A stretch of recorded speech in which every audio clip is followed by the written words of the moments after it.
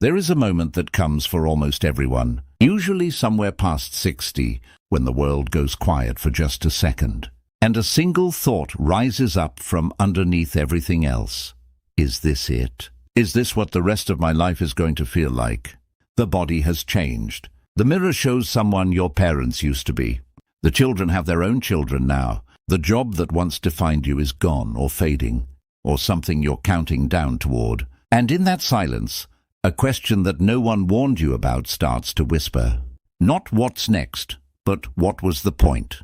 Here is what almost nobody tells you. That question is not a curse. It is an invitation. And 2,000 years ago, a small group of philosophers in Rome and Greece already answered it in letters written to dying friends, in journals never meant to be published, in speeches given by men who had lost everything and found something better on the other side. They called their philosophy Stoicism, and it was built, quite literally, for this exact moment in a human life. Not for the young and ambitious, not for the busy and distracted, for the ones who have already lived enough to know that comfort was never the answer, and are ready to hear what actually is. By the end of this video, you will understand exactly why so many people spend their 60s, 70s, and 80s either quietly afraid or quietly furious, and the specific, practical shift in thinking that the Stoics discovered, which turns those same decades into the calmest, freest, most genuinely happy years a person can live. Stay with me, because the third section of this video contains a single idea from Marcus Aurelius's private journal that has changed how thousands of people in our community think about the years they have left. And it might be the most important 5 minutes you spend all week. Welcome to Wisdom of the Stoics, the home for anyone who has ever wanted to feel a little steadier in a world that rarely slows down. Here we take the oldest, most tested ideas about how to live from Marcus Aurelius, the emperor who ruled the known world and still found time to write himself notes on how to be a better man. From Seneca, the advisor who lost his fortune, his freedom, and nearly his life, and still taught calm to others. And from Epictetus, who began life enslaved and ended it as one of history's great teachers of freedom. And we translate their wisdom into something you can actually use today. If you're new here, consider this your invitation to sit down, breathe, and remember that peace of mind was never something you had to chase. It was something you had to uncover. Let's begin. Somewhere along the way, most of us absorbed a story about aging that we never actually chose. It came from advertisements that only show wrinkles being erased. It came from workplaces that quietly stop inviting you to certain meetings once you pass a certain age. It came from a culture that treats 60, 70, and 80 as a slow exit from relevance, rather than an arrival into something. And because we absorbed that story without ever examining it, most people walk into their later decades already grieving a version of themselves that youth culture told them was the only version worth being. Think about your own life for a moment. Think about someone you know, a parent, a grandparent, maybe yourself, who reached 65 and suddenly seemed to shrink. Not physically, something quieter than that. They stopped starting new things. They talked more about the past than the future. They apologized for taking up space at family gatherings as though their opinions had expired along with their job title. Nobody did that to them directly. They did it to themselves because they had unconsciously accepted a script that said, this chapter is decline, not growth. The Stoics would have found this tragic and frankly a little embarrassing for us. Not because aging isn't real. They knew better than anyone that the body fails, that friends die, that strength fades.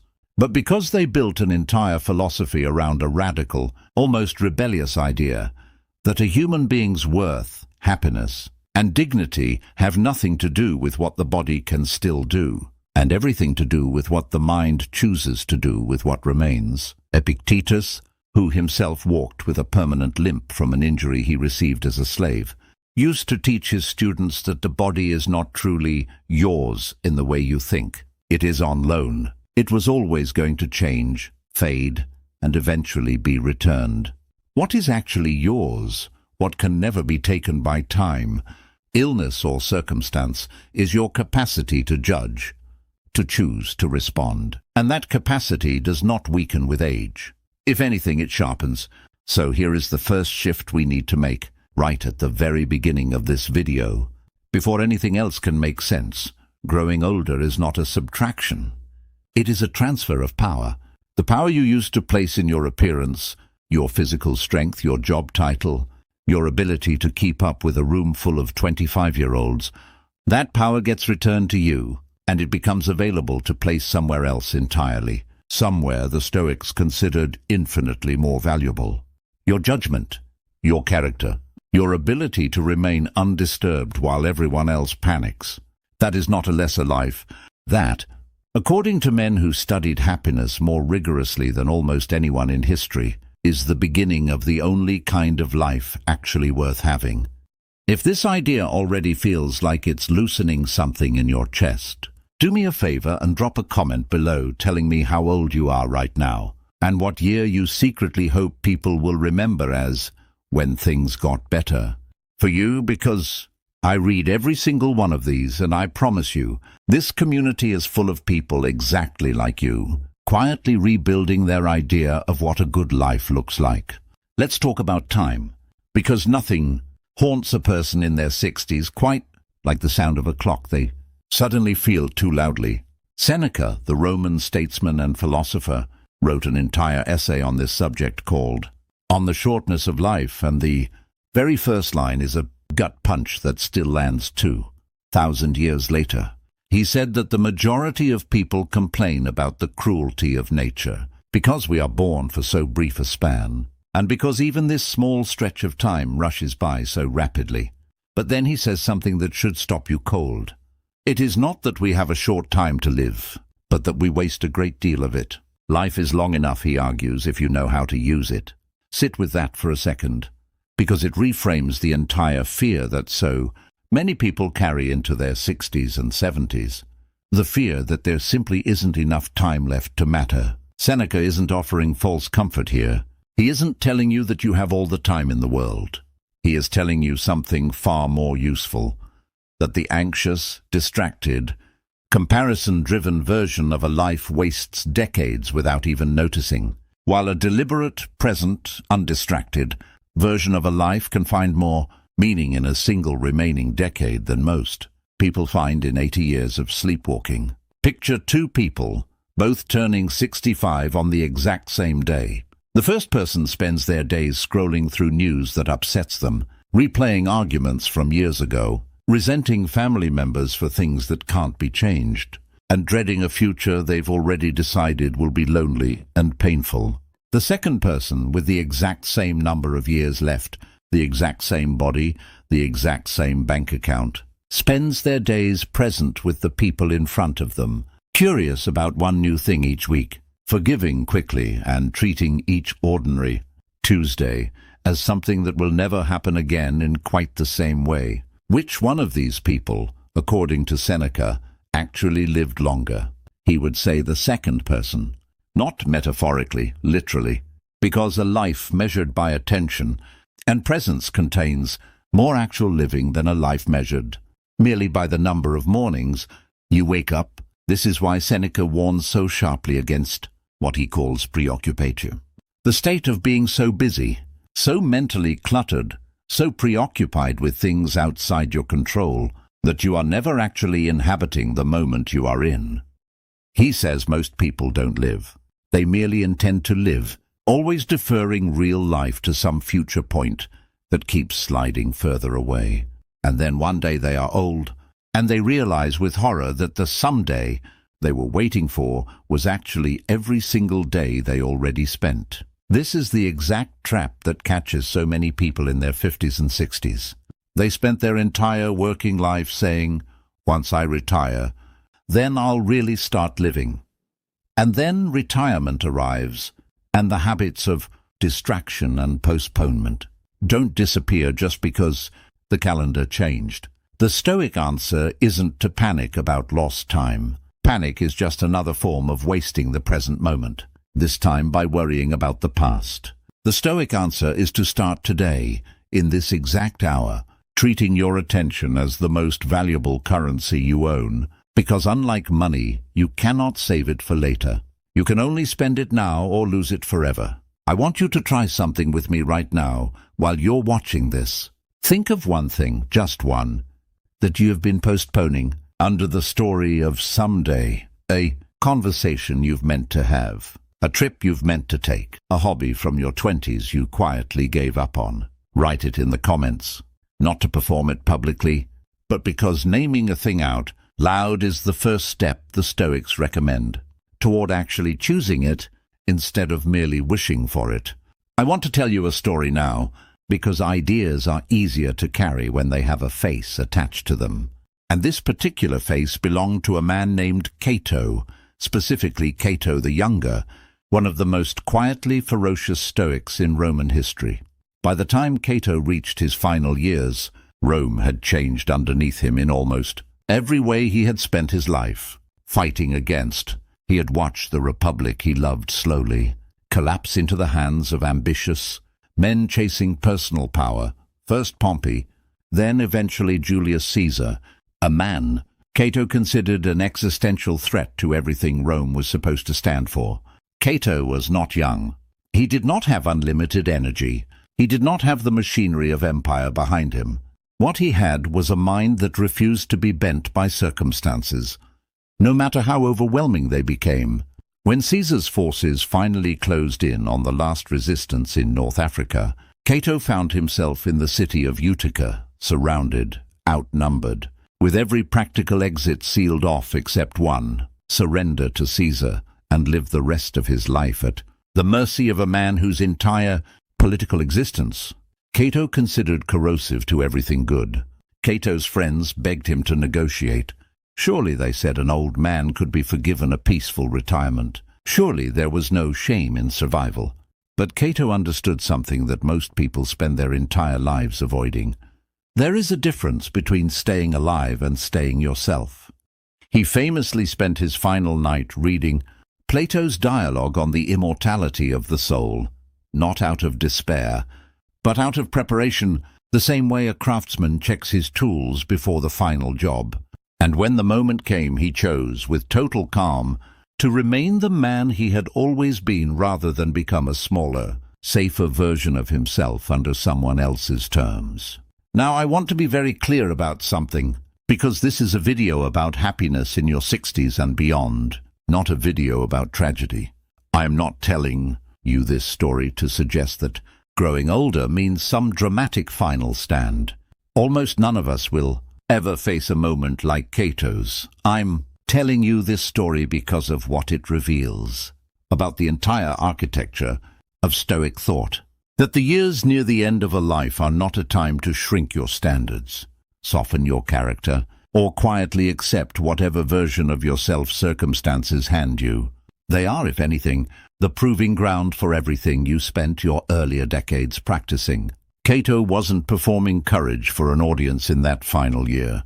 He had spent 40 years training his judgment, his discipline, his relationship to fear, precisely so that when the real test came, there was no gap between what he believed and what he actually did.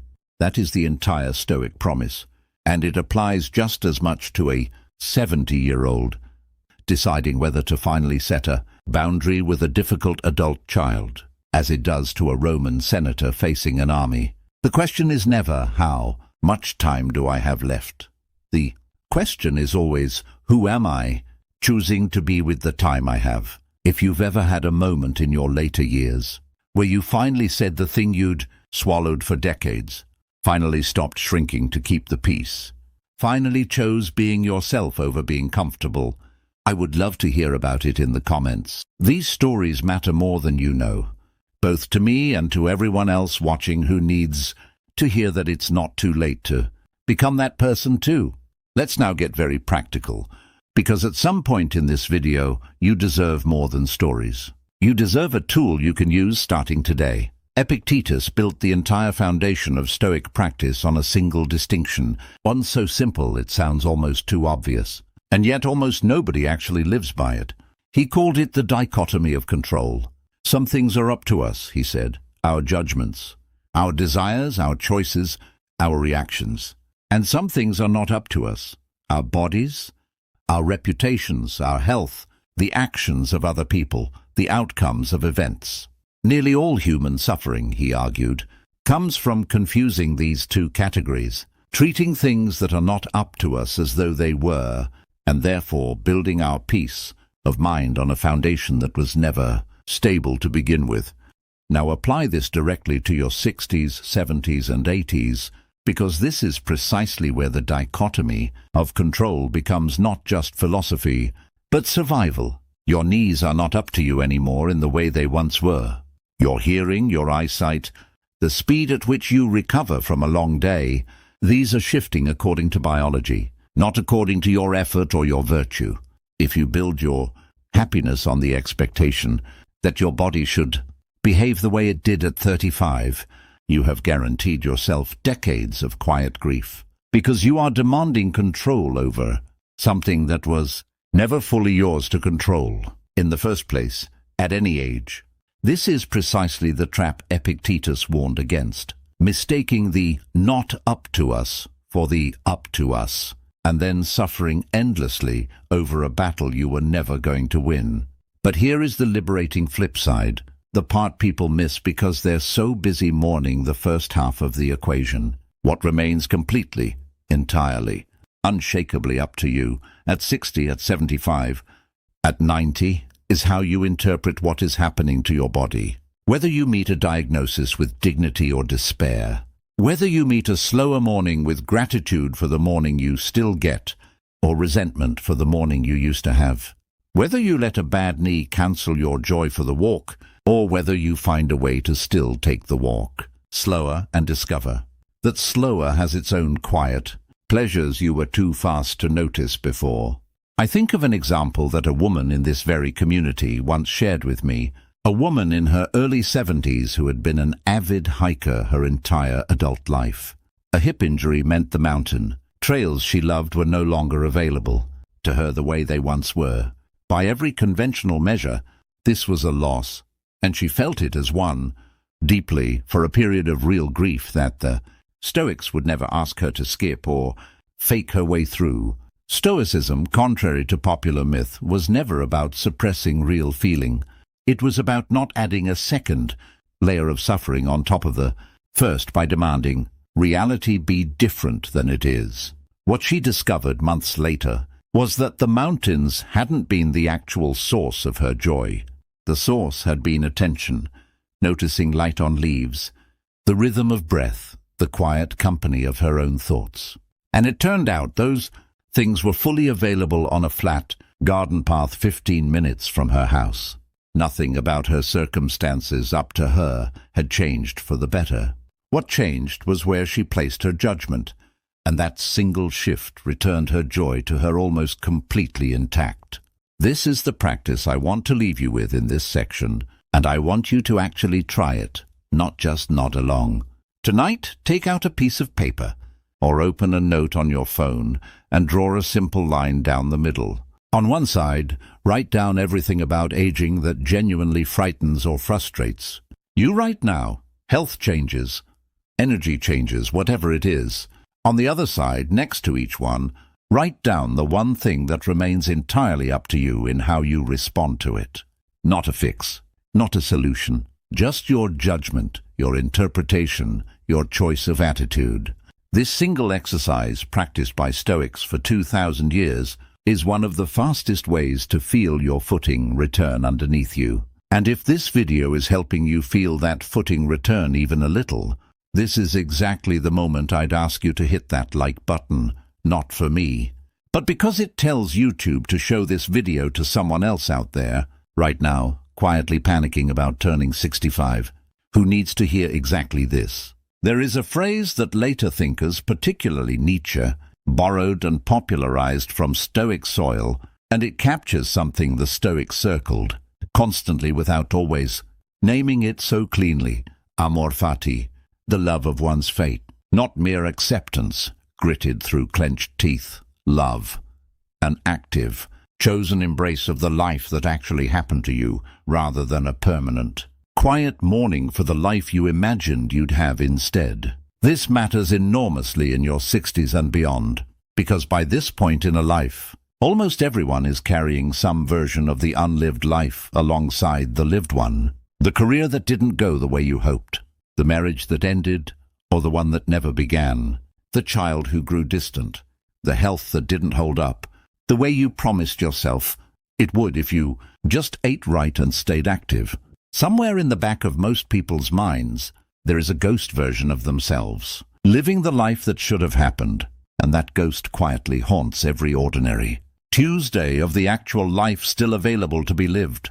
Marcus Aurelius, writing privately to himself in what we now call meditations, journal entries he never intended anyone else to read, which is exactly why they feel so startlingly honest, returns again and again to a single idea, that the obstacle is the way, that what stands in your path does not block the path. It becomes the path if you let it.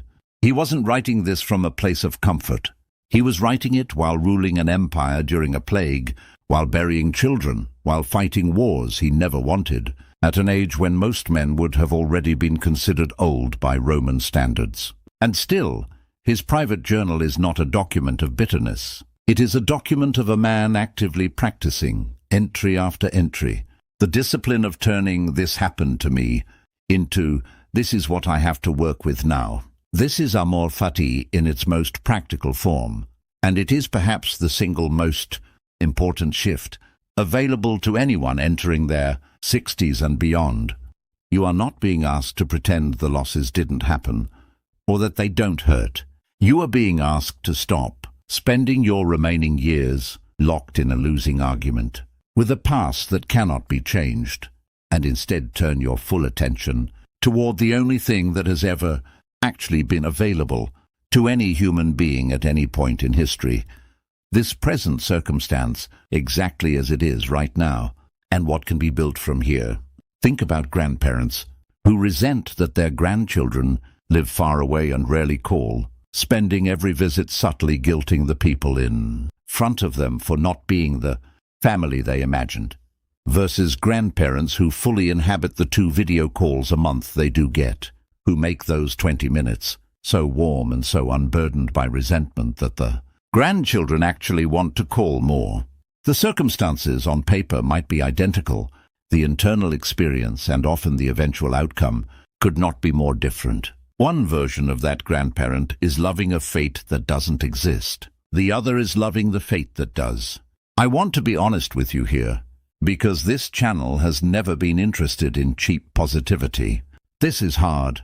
Loving your actual fate instead of grieving your imagined one is one of the hardest psychological disciplines a human being can undertake, and the Stoics never pretended otherwise. Marcus Aurelius needed to write the same reminders to himself over and over, which tells you plainly that even an emperor who had access to every philosopher in the ancient world did not master this once and move on.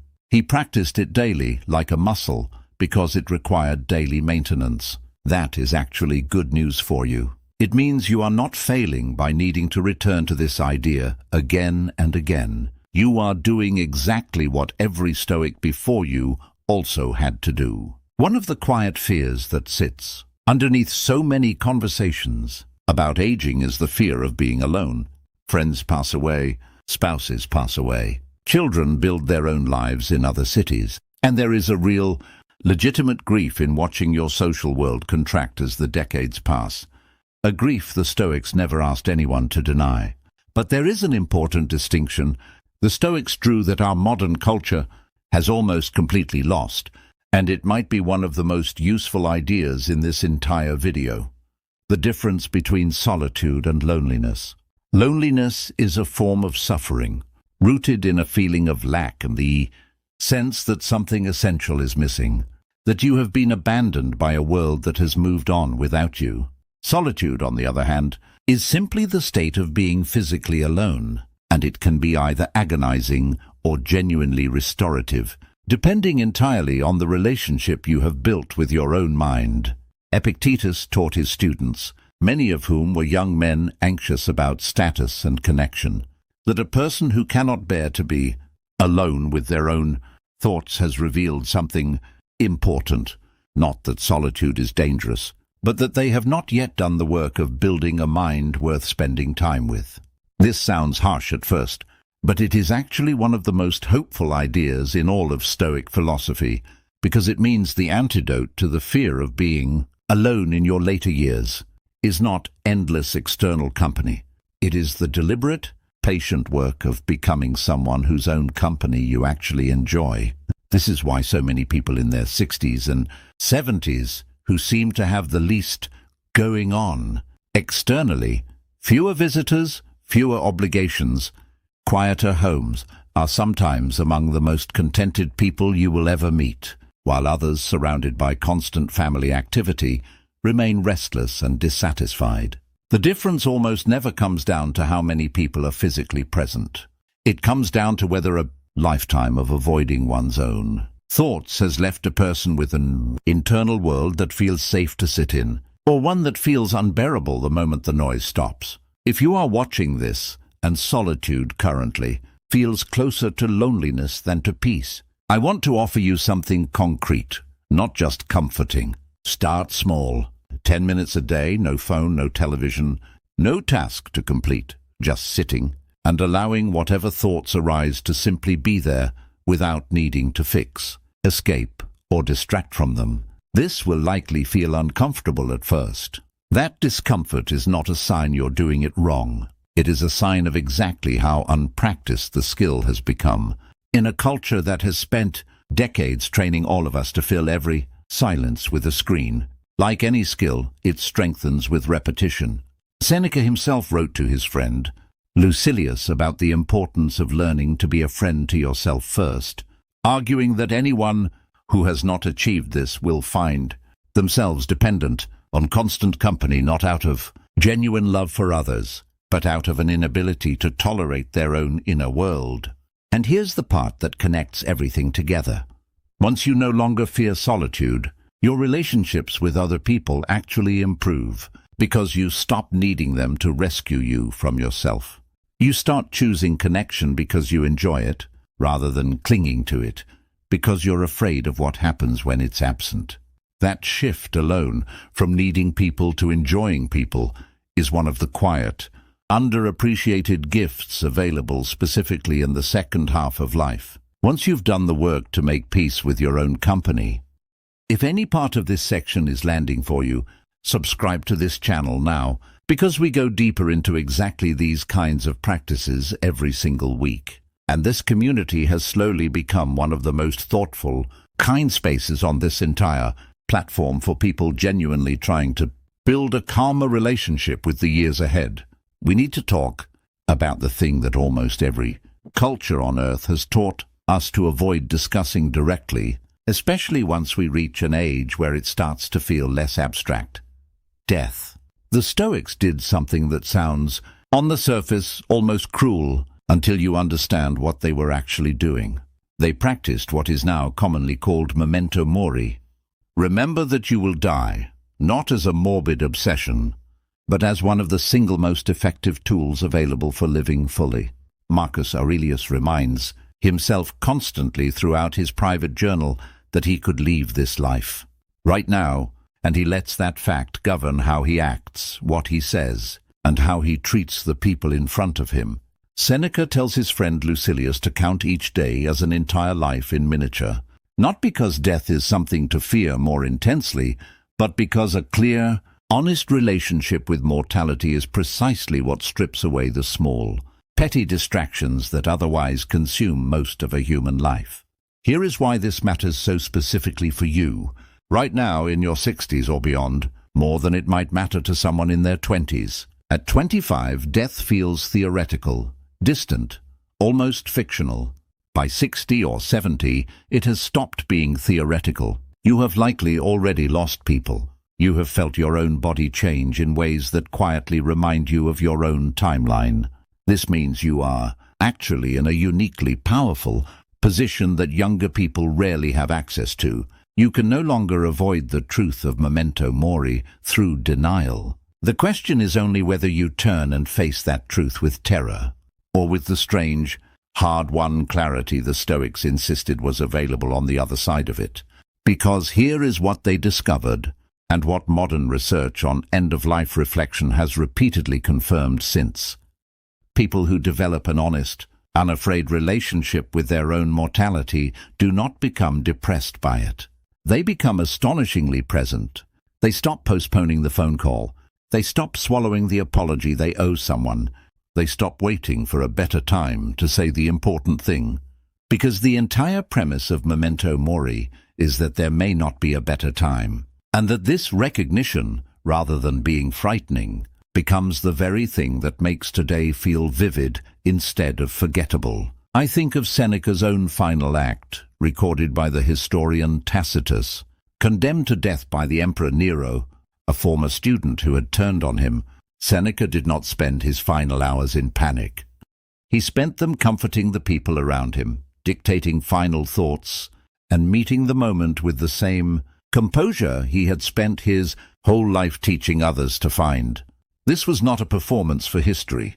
It was the natural result of decades spent practicing the exact idea we're discussing right now, that death, faced honestly and early, loses its power to ambush you later. I want to offer you a gentler, more accessible version of this same practice, because most of us are not Roman Stoics facing execution. Simply this: once a week, take 5 quiet minutes and genuinely consider that this could be your final year. Not to spiral into fear, but to ask a simple, clarifying question. If this were true, what would I stop tolerating? What would I finally say? Who would I call? What small daily irritation would suddenly reveal itself as embarrassingly unimportant? People who practice this regularly report something consistent and remarkable. The fear of death, faced directly and repeatedly in small doses, becomes dramatically smaller than the fear of death, avoided and pushed into the corner of the mind, where it grows undisturbed and untested. This is, I think, the deepest secret hiding inside Stoic philosophy for anyone in the second half of life. The years ahead of you are not less valuable because there are fewer of them. They are more valuable precisely because their number is now visible in a way it never was in your 20s. Scarcity, faced honestly, is what gives anything its worth. The Stoics understood that your remaining years are not a shrinking, sad pile to be guarded anxiously. They are a finite, precious resource to be spent as deliberately and as fully as you are still capable of spending them. Everything we've discussed so far would remain merely interesting, rather than transformative, without some structure for actually living it. So let's close with the practical architecture, the daily habits that Stoic practitioners, ancient and modern, have used to turn philosophy into a felt experience, rather than an idea admired from a distance. The first habit is the morning premeditation, something Stoics called premeditatio malorum, or the premeditation of adversity.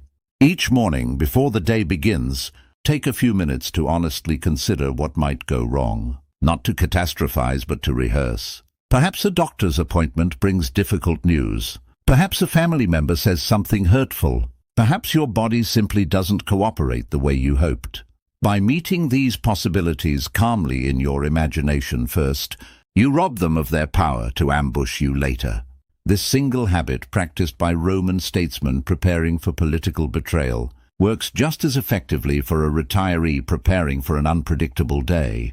The second habit is the evening review, a practice both Seneca and Epictetus insisted on, and one that Marcus Aurelius clearly used to structure much of his private journal. At the end of each day, ask yourself 3 honest questions. What did I do well today? Where did I fall short of the person I want to be? What can I do differently tomorrow? This is not an invitation to self-punishment.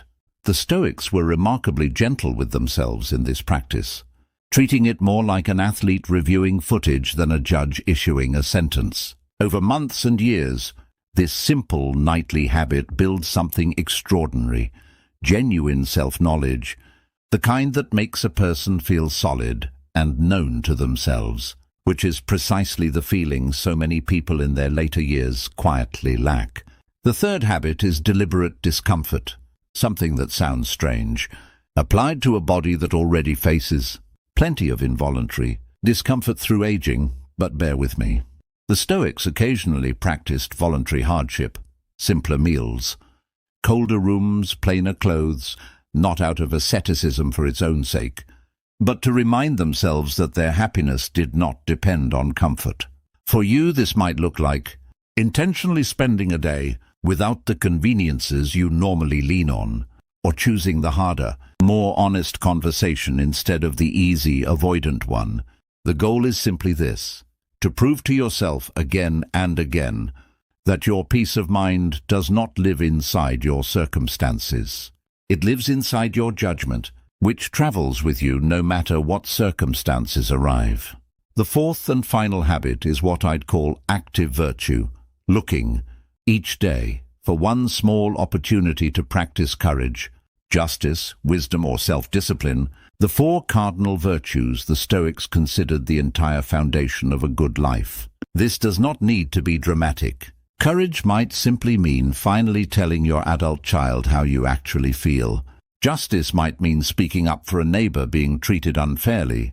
Wisdom might mean pausing before reacting to something that would have once made you furious. Self-discipline might mean choosing the walk over the nap, even though the nap sounds better in the moment. These are not small things. According to the Stoics, these small daily choices are, quite literally, the entire substance of a well-lived life. There is no separate, grander stage where real virtue happens. This, right here, in your 60s, your 70s, your ordinary Tuesday, is the entire stage. I want to bring this all the way back to where we started. That quiet moment, somewhere past 60, when the world goes silent and a question rises up uninvited. Is this it? I hope, if you've stayed with me this far, that question no longer feels like a threat. I hope it feels closer to an invitation, the way the Stoics understood it 2,000 years ago. You are not approaching a decline. You are approaching the exact chapter of life. This entire philosophy was built for a chapter where the noise of ambition and comparison finally has room to quiet down, where your judgment has had decades to sharpen, where you have more actual freedom, not less, to decide who you are going to be with the time remaining. Your body will keep changing. That was never up to you at any age. But your character, your attention, your capacity to love, the life you actually have instead of grieving, the one you imagined, that remains entirely, completely, unshakably yours, for as long as you're here to use it. Cato chose to remain himself when everything around him said to become smaller. Seneca met his final hour with the same calm he spent a lifetime teaching. Marcus Aurelius, ruling an empire, still found time each night to ask honestly whether he had lived well that day. None of them had anything you don't already have access to right now, in this exact season of your life. The philosophy was never reserved for emperors. It was built patiently, letter by letter and journal entry by journal entry, for exactly the person watching this video right now. If this video gave you even a small measure of that steadiness, I want to ask you for 3 things, and I promise none of them will take more than a moment. First, if you haven't already, subscribe to Wisdom of the Stoics, because we build videos exactly like this one every single week, specifically for people who are done chasing noise and ready to build something calmer. Second, leave a comment telling me which single idea in this video you're going to actually practice this week, and the dichotomy of control, the evening review, the honest 5 minutes with your own mortality, because naming it publicly, even here in a comment section, makes it far more likely you'll actually follow through. And third, if you know someone in their 60s or beyond who has seemed a little quieter lately, a little more uncertain about what's ahead, consider sending them this video. You might be handing them exactly the reframe they've been quietly waiting for, without even knowing how to ask for it. Thank you for spending this time with me today. Of everything you could have done with this half hour, you chose to sit with these ideas, and that alone tells me something good about the years you still have ahead of you. Until the next video, take care of your judgment, and the rest will follow. This has been Wisdom of the Stoics.